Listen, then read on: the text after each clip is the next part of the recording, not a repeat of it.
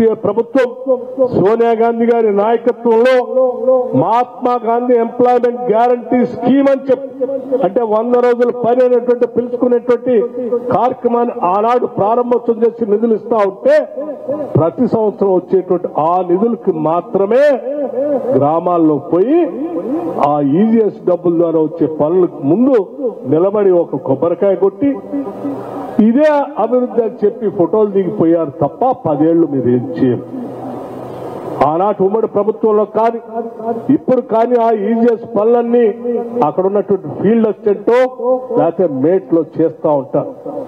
ఆ field assistant లో మేట్లు చేసే పనే ఆనాటి మంత్రులు ఎమ్మెల్యేలు అక్కడ పోయి నిలబడి ఫోటోలు దిగి ఇదే అభివృద్ధి అని చెప్పారు తప్ప ఏమి చేయకుండా ఈ రాష్ట్రాన్ని సర్వనాశనం చేసి వెళ్తే వ్యవస్థల్ని నాశనం చేస్తే మొత్తం ఈ రోజు 10 సంవత్సరాల తర్వాత అధికారంలోకి వచ్చినటువంటి కాంగ్రెస్ ప్రభుత్వం ఆ వ్యవస్థలన్నీ నిలబెడుతూ పరిస్థితులన్నీ గాడిలో పెడుతూ పాలనా యంత్రాంగాన్ని గాడిలో పెడుతూ ఏ ఆశల కోసం అయితే తెలంగాణ రాష్ట్ర ప్రజలు ఈ రాష్ట్రాన్ని తెచ్చుకున్నారో వాళ్ళ ఆశలు నెరవేర్చడం కోసం ఈరోజు ఇందిరమ్మ ఇల్లు ఇస్తా ఉన్నాం. ఆలోచన చేయండి. 4,50,000 ఇళ్లని ఒక్కొక్క ఇంటికి 5 లక్షల లెక్క ప్రతి శాసనసభ నియోజకవర్గంలో ఇవాళ 3,500 ఇళ్లకి తగ్గకుండా ఇందిరమ్మ ఇళ్లను శాంక్షన్ చేసి ముందుకు వెళ్తా ఉన్నాం. ఈ ఛాలెంజ్ చేస్తా ఉన్నాం. ఆ రోజు మీరు డబుల్ బెడ్రూమ్ ఇళ్లు కడతా అని చెప్పి 10 సంవత్సరాలు కట్టలేదు. ఈ రోజు మేము అనౌన్స్ చేసి మొదలు పెట్టాం. ఏ నియోజకవర్గానికైనా పోదాం, మేము 3,500 ఇళ్లకు తక్కువ కాకుండా ఎక్కడైనా శాంక్షన్ చేశామో చూపిస్తాం. ఒక్కొక్క ఇంటికి 5 లక్షల రూపాయలు ఇస్తా ఉన్నాం. ఇది మా నిబద్ధత. ఇవాళ ఈ రాష్ట్రంలో ఉన్నటువంటి పేద వర్గాల గురించి ఆలోచన చేశాం.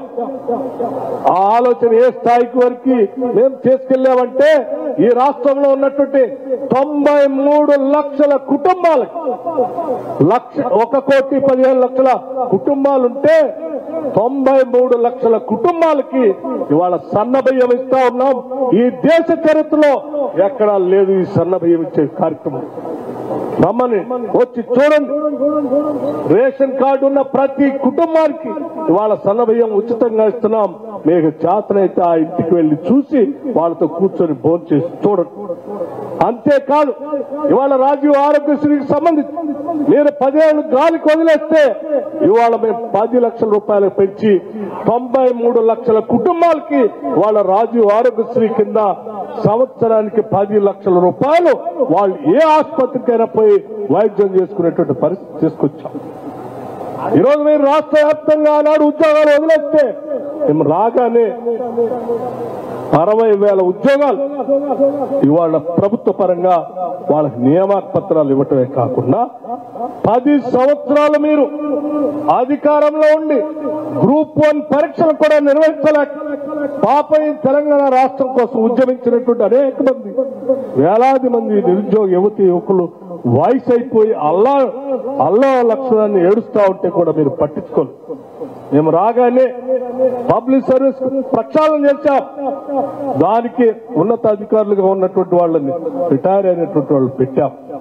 నిష్పక్షపాతంగా మేము పబ్లిక్ సర్వీస్ కమిషన్ లో గ్రూప్ 1 పరీక్షల్ని కేవలం సంవత్సరాల కాలంలో మేము నిర్వహించాం.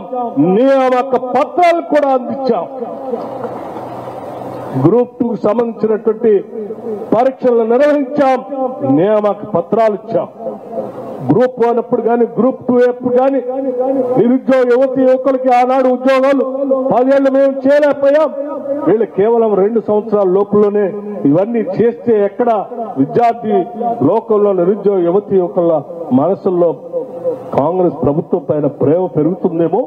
దీన్ని రాకుండా చేయాలని వాళ్ళకి అన్యాయం చేసే విధంగా మీరు కోర్టులకు పోయి అడ్డగోలు పనులు చేస్తే కూడా వెనకడుగు వేయకుండా కోర్టుల దగ్గరికి వెళ్లి వాస్తవ విషయాలు చెప్పి ఈ నిరుద్యోగ యువకుల కోసం నిటారుగా నిలబడి వాళ్ళ పరీక్షలు నిర్వహించి వాళ్ళకి నియామక పత్రాలు ఇచ్చినటువంటి చరిత్ర ఈ కాంగ్రెస్ ప్రభుత్వాన్ని కూడా ఈ సందర్భంగా మనం చేస్తూ ఉన్నాం.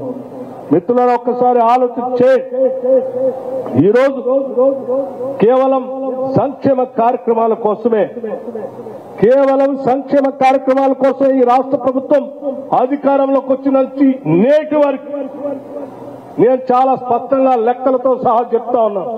కేవలం సంక్షేమ కార్యక్రమాలకు సంబంధించి రైతు భరోసా కానీ, రైతు రుణమాఫీ కానీ, బోనస్ సన్నబియ్యం కానీ, లేకపోతే ఇన్సూరెన్స్ రైతులకు కానీ, రిలీఫ్ మెజర్స్ కానీ, పవర్ సబ్సిడీ కానీ, చేత ఇంద్రమ్మ ఇళ్లు, మహాలక్ష్మి రాజీవ్ ఆరోగ్యశ్రీ, వడ్డీలే రుణాలు, కళ్యాణ లక్ష్మి, స్కాలర్షిప్స్, రైతు సబ్సిడీ, ఇటువంటి సంక్షేమ కార్యక్రమాలన్నీ పేదల కోసం చేసే పని ఒక్కదాన్ని కూడా మేము ఆపలేదు.